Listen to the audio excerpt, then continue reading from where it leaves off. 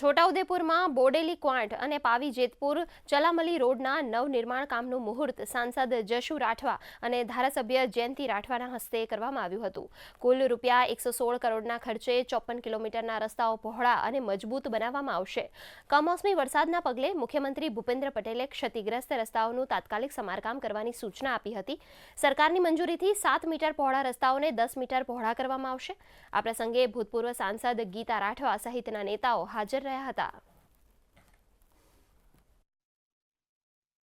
આ વિસ્તારના જે જેતપુરથી ચલામલી રોડ અને મોડાસર ચોકડીથી લઈને કવાંટ સુધીનો રોડ જે છે એ 116 કરોડ જેટલી માતબર રકમ મંજૂર કરવામાં આવી અને એનું કામગીરી ટૂંક સમયમાં એટલે કે 1 અઠવાડિયામાં ચાલુ થવાની છે. ત્યારે એનું આજે ભૂમિપૂજન કરવામાં આવ્યું અને આ ભૂમિપૂજન પ્રસંગે આ વિસ્તારના સન્માનિત ધારાસભ્ય જયંતિભાઈ રાઠવા, જિલ્લા ભાજપના પ્રમુખ ઉમેશભાઈ રાઠવા, પૂર્વ સાંસદ આદરણીય ગીતાબેન, અમારા પૂર્વ પ્રમુખ શ્રી ઉપેન્દ્રભાઈ રાઠવા ઉપસ્થિત રહી અને આને પૂજા વિધિ સાથે ભૂમિપૂજન કરવામાં આવ્યું.